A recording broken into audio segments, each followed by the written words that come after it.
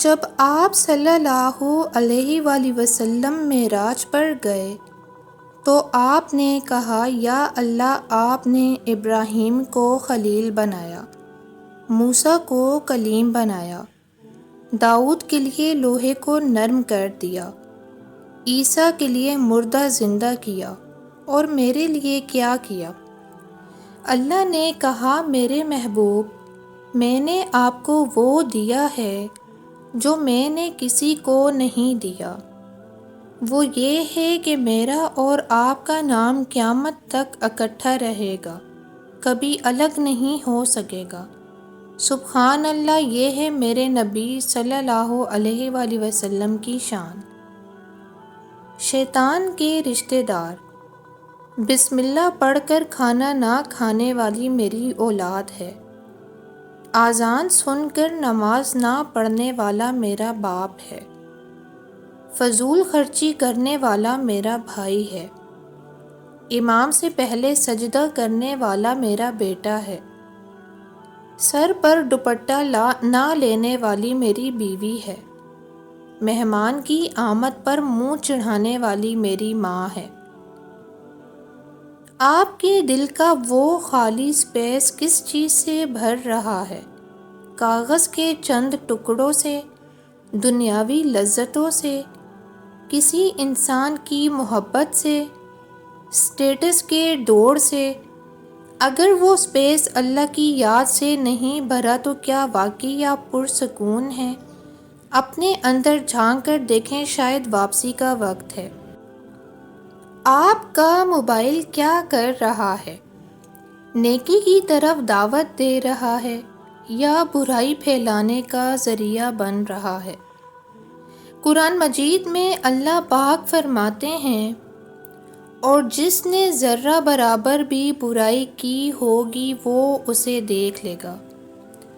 یاد رکھیے، اللہ ہم سب سے پورا باخبر ہے، نہ آج ہم اس سے چھپے ہیں نہ کل چھپ پائیں گے۔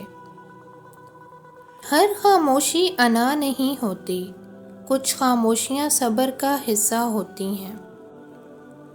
لوگ سمجھتے ہیں بادشاہ کامیاب ہو گئے، دولت والے کامیاب ہو گئے، اعلیٰ عہدوں والے کامیاب ہو گئے، جبکہ قرآن کہتا ہے کامیاب ہو گئے ایمان والے۔ یہودی ایک دن اپنی کھیتوں پر کام کر رہے تھے۔ انہوں نے مسلمانوں کی فوج کو دور سے دیکھا اور بھاگتے ہوئے کہتے، محمد آ گیا ہے۔ سارے یہودی خیبر قلعہ میں جمع ہو گئے۔ خیبر مدینہ سے 150 کلومیٹر دور ہے۔ خیبر کے ٹوٹل 5 قلعے تھے۔ جب مسلمانوں نے پہلے قلعے پر حملہ کیا تو کوئی فائدہ نہ ہوا، تو رسول اللہ صلی اللہ علیہ وآلہ وسلم نے فرمایا کہ کل میں ایک ایسے آدمی کو جھنڈا دوں گا، مطلب لیڈر بناؤں گا، جو اللہ اور اس کے رسول سے محبت رکھتا ہے۔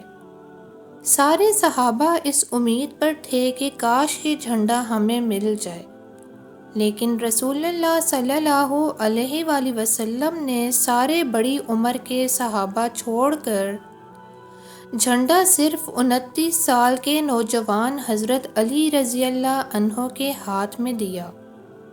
تو حضرت علی نے کہا کہ میں آخری دم تک لڑوں گا، لیکن رسول اللہ صلی اللہ علیہ وآلہ وسلم نے کہا، پہلے انہیں اسلام کی دعوت دو، اگر ایک شخص بھی اسلام قبول کر لے تو یہ ہمارے سارے اونٹوں سے بہتر ہے۔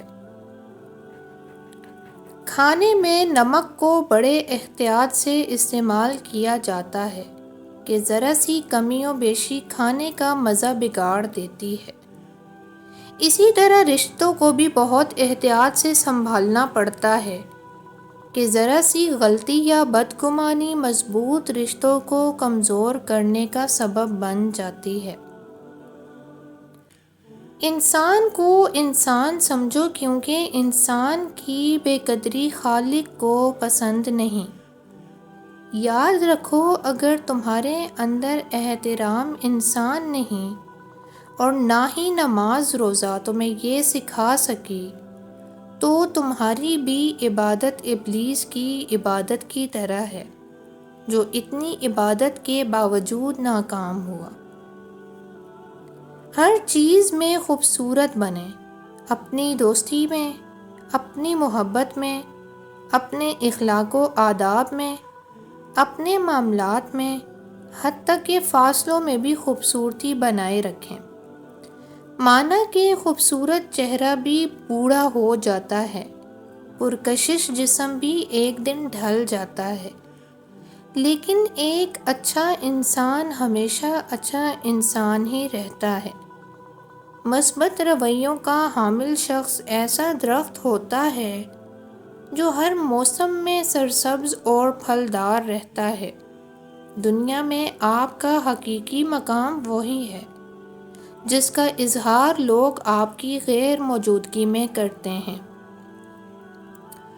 لوگوں کی دعاؤں پر آمین، ان کی خوشیوں پر ماشاءاللہ، نعمتوں پر بارک اللہ اور ان کی تمناؤں پر انشاءاللہ کہنے کی عادت ڈال لیں۔ جب کوئی غمزدہ دیکھیں تو اظہار افسوس کے ساتھ ساتھ تسلی آمیز کلمات کہیں، ان کی تکلیف پر ہمدردی کے بول بولیں۔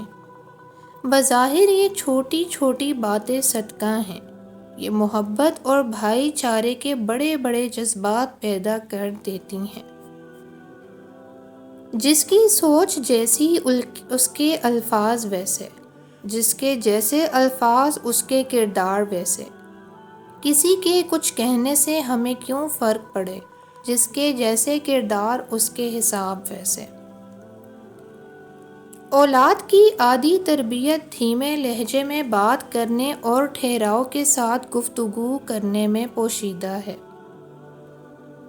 آپ کو تلخ نہیں ہونا، آپ کو بدلہ لینے والا نہیں بننا، آپ کو چالیں چلنے والا، جال بچھانے والا بھی نہیں بننا۔